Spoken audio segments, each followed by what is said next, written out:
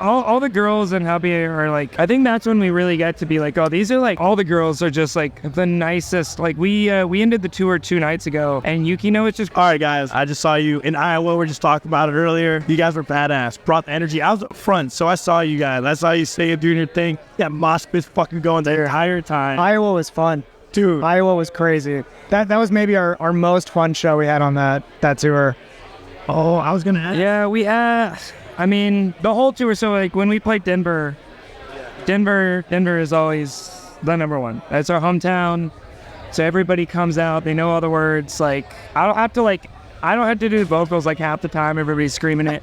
But it's an off day for you. Yeah, it's an off day for me. So outside of Denver though, we had San Diego and Des Moines were probably the best days. Yeah, but Des Moines I think takes the cake.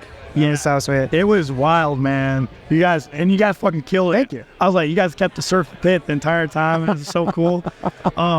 Hey, you just fucking played Aftershock. How are you guys feeling right now? I feel hot as hell. It is warm. We feel hot. We feel hot, like the temperature, but also like I think we were talking on the way over here. I mean, we just finished like 30 minutes ago. Yeah. And I think that was maybe the best that we've all ever played. Like we just like that was like so much fun. Coolest, probably the biggest crowd. Yeah, like the coolest experience. And like, man, there was a guy who fought a security guard. We fought a security guard and they tackled him by his pants and they ripped his whole pants down and his ass was out. Like it was, I mean, it was motivational then. We just did a baller set. Like it was just a baller set. Yeah. And like, I don't think a lot of people knew us, and so Traders played at the Coors stage and like they finished, and then everybody, we saw like a sea of people walking over, right? And so we're like, oh, there's like nobody in the crowd, and then just this whole sea of people finished, like walking over, and we're like, all right, here we go. And I think we pride ourselves a lot in, it's like, maybe you haven't heard of us before, but like, you're gonna, you know what I mean? Like people, it's heavy and it's fun and it's groovy, and like everybody who sees this for the first time, they want to see it again, and like we're trying to get you involved, like we're trying to have a good time, you know. So like, yeah, we just killer set. Something that stands out to me was your guys' drummer, how he's just like a smile on his face the entire time while he's just moving. I'm like, I love that dude. Yeah, dude, he's probably the happiest guy that I know. Like truly, very fun. He's that's not a showman thing. He's happy to be there. Stressed before shows, but then as soon as he's up there, he's just like biggest grin. Yeah, it is all, dude. He can't contain it, man.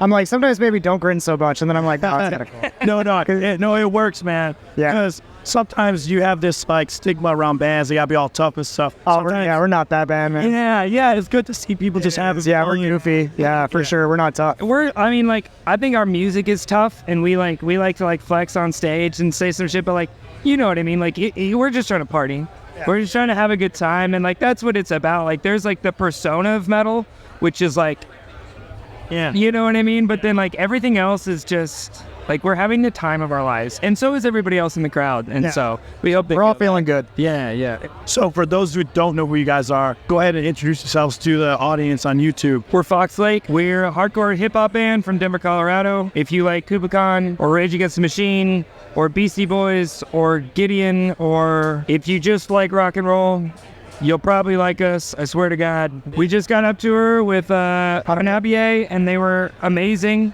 We played with, we are also on tour with them with Dropout Kings. They were awesome too. We're going to Europe with Nasty, King 810, Left to Suffer, and us. We leave November 1st. Couple weeks, yeah. Yeah, so we're doing like a month tour, the Never Say Die tour in Europe, and then that's about it, man. Whoa.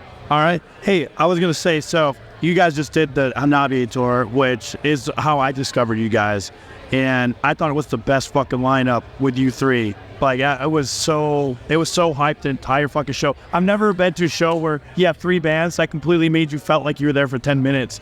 So how has it been touring with Hanabie, first off? Because we have a lot of Hanabie fans on the channel. I'm a huge fan of that band. They are probably the sweetest people that we've ever met. I mean, they're so cool, and their fan base, I mean, it was their show every night. I mean, it was like, it wasn't like we had to win the crowd over or anything, and our job is just to hype them up. And we did a pretty good job of that. But like, it's people come out for them. There's a dude that we saw today at Aftershock that was on the last 7 days of the tour. I mean, he was driving around. He's a the tour. YouTuber from Japan. I wish we knew his name, but if you're watching this, what's up? We love you. And we saw him, I think the first day we saw him was in Joliet, Illinois. And we saw him all the way from Joliet to Madison to Des Moines to Denver to Phoenix to San Diego to LA. And then Hanabie played yesterday, Friday, Aftershock, and he was at our set today. And all the way. Their fan base is dedicated, man. Also, all the girls in Hanabie are like just so sweet and so fun. We actually went out in Denver. It was our hometown show, and they were like, "Hey, like let's go out, let's like get some drinks, let's hang out." And like I think that's when we really got to be like, "Oh, these are like they're like real people," you know. Like I think sometimes when you have a language barrier, you're kind of like all you do is like wave or whatever. But like really getting to like we can talk through the phone on like Google Translate. They're treated like celebrities, you know. Like when we were in New York, they're treated like celebrities. We were walking into the venue and they had their hoods up, and I mean the crowd. There was a line before the doors like 3 blocks up, and there was like people taking pictures, and they were, you know, they had people that was like they'll take pictures of them. I mean, it was crazy, man. We've never seen a band of that status before. Having that experience of like going to get coffee or going to get tea on some dates or like going out for drinks like after a show was so cool to see. Like I think there's times when like, you know, like every band, whether they're huge, their idol kind of culture or whatever, like it goes like everybody's just starved for like real human connection. Yeah. And so being able to hang out with them was so awesome. And Yukina and all the girls are just like the nicest. Like we ended the tour 2 nights ago, and Yukina was just crying. They're super fucking friendly. So friendly. Yeah. And they keep talking though. Like, and their team that they have around them is super friendly, which is amazing. They're all really nice guys. But yeah, I mean, it's like they roll up like 13 deep, right? Like and it's like I think the normal guy, if they want to just go up and touch them, like there's like 4 dudes that are like, you cannot do that, man. Like it's pretty wild. Yeah, and I do think they're separated. I mean, think about it. Like, if you were for a month or 2 in a country where like nobody spoke your language and you couldn't understand anything, I think you'd be just so excited to like talk to people and have a conversation. So we were really lucky to get on this tour, and we were really lucky to be with them and get to know them and make friends with them. And I mean, if you're allowed to say, how did this come about? How did this show happen? The tour happened because we got a tour offer, and we were looking for, we knew we had Aftershock. We played Louder Than Life, and we were looking for something to connect them, obviously. Yeah, so like Aftershock here, and then Louder Than Life in Louisville was like 2 weeks ago, but we're from Denver, so like if you have a map, like Denver's here, and like Louisville is like 18 hours this way, and Sacramento is 18 hours this way. You know, we're like, there's no way we're just gonna drive out and drive home, and then wait a week, and then drive out and drive home for these festivals. So we're like, can we get a tour routed around Louisville all the way through, you know, to Aftershock? Yeah, that was the offer, and so we took it. And to be honest, we didn't know who Hanabie was before this. So what do you think about them now after hearing them touring? They rip. They're one of the coolest bands I've ever seen, dude. They're so sick, truly. Honestly, like, I think a lot of touring musicians can appreciate this, but you spend a few weeks with a band and you're like, I'm honestly so sick of hearing this music. Yeah. Like, you know, like some bands you tour with, you're like, I cannot do this anymore. But they are so much fun live, and just like, they kill it every night. Like, it's amazing how well and they really play their instruments. I mean, it's like minimal backtracks, and they like rip it every night. I mean, they really like rip every night, and I think that's cool. And then also, they have like they're so willing for like, they had me come up and do a song one night, and then Yukina, the last night of tour, Yukina came up and did our song Dog Eat Dog. Like, she wanted to, you know, and so they're always cool. They wanted to do that, you know. It was a lot of fun. That's crazy. That says a lot about that band. But speaking of ripping it, you guys fucking ripped it. You opened up for them. Tell them about what your new album. You have a new album coming, or is it in the works, or what do you guys got going on music-wise? So we just actually put out an EP called Fear and Loathing. And that is our second EP, and then we had an album in 2020. So since 2020, I think September 2020, we've put out a full album. and then now 2 full EPs. Okay. And so we're trying to ride that right now and just kind of like increase awareness. I mean, everybody loves it.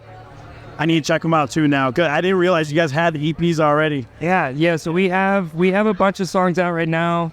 We're just trying to increase awareness, play on those songs, and then we may or may not have another song coming out. I got a question for you then. I was introduced to you as a live band, so I heard you guys live. What should I expect when I go listen to your EP? Is it gonna sound close? Is it gonna sound just as raw? What am I in for when I listen to these EPs? We always try to do anything like, I think a lot of metalcore, especially heavy metalcore, is like very produced. Yeah. You know what I mean? I agree. Sometimes, yeah. Like fake drums and all this, and like everything we do is real.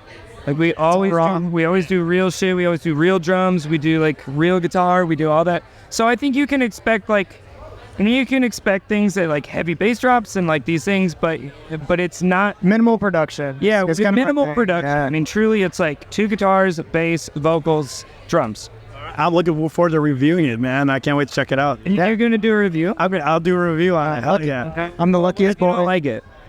What if you don't like it? I'll hit you up. I'll send you the video first. Then don't bust. Are you guys playing the That was good press. Yeah. Dude, you guys are so good live. Like I told everyone, I'm like, even if you go listen to them in Spotify, I'm assuming you're on Spotify, YouTube, yeah. all that stuff. I said, you got to hear them live because... Please do. Because for me, you guys are so good live, I don't really give a damn. I'm going to support you guys anyways and listen to that EP and go see you guys live. We're a live band. I mean, I love our music, and we think, I mean, most of our fans have come from discovering us on Spotify. But if for some reason you listen to the music, if for some reason, and it falls flat, like, you got to come out to a show. I'm telling you all now, go to a fucking show. They are so hyped. Dude, you guys are the perfect openers for that set. Yeah, That's awesome, Thank man. you. That's Thank good. It was kind of a weird lineup, so we weren't really sure. Yeah, you know, I mean, we weren't totally sure, but yeah, I mean, we have a lot of music out right now, and then I think we might put out a song soon. Not hearing it here. We might. You just don't know. You just keep an eye out, and then that's something in the works for sure. no real plans that we can speak of for an album, right? Other than a European tour, but you know. We do have a European tour. We got a lot of shit going. on. Fuck yeah, man. But when you guys are crafting these songs, how like I noticed you had the pedal. Yeah, we had the Rage Against the Machine pedal, right? The guitars did or whatnot. How did you guys figure out your own sound with that pedal to not sound too much like Rage? Yeah, I mean, I think we're still trying to figure it out. Like, All right. Because the opening song was kicked at yeah, we lean into the whim. I mean, obviously, Yeah. we take a lot of inspiration from that band. Yeah. And Tom Morello and the work he does is just obviously so inspirational. So, and trying to make that just like, you know, that, but heavy, I guess, is kind of the main goal. And it's hours of just fucking around, like just messing around with it. And that's all it is. And we're trying to find weird tones and stuff. And that one took a long time to kind of make, but yeah, it's just hours of goofing off and trying to figure out. Keep going with those tones though. You guys had something with that. It sounded so fucking cool. Thank you. Thank you. There's like tones, right? And then you try to have these interesting sounds or whatever, and you're like, oh, that sounds cool. But then the harder part is like making it into a rhythm. And then making that rhythm into a song, right? Like, I think it's really easy to kind of fuck around with guitar tones. But then how do you make that like something that's a hook? Yeah. You know what I almost mean? something. When we wrote actually Tunnel Vision, they were like, is this like, you know, too much? Because it's a little piercing sometimes, right? And it's consistent. Yeah. You know, there was a talk about it, you know, is this too much or whatever, and just went for it, and it's not, I guess. I know from like, I'm a mix engineer, so a lot of times I have to put a lot of EQs and stuff behind pedals that do stuff like that to kind of round it out. But man, it worked. It worked that day. It worked really well. you. So I'm curious to hear how that sounds too. Is that I'm assuming that's on the EP, right? Yeah, that's on our first album. Tunnel Vision is.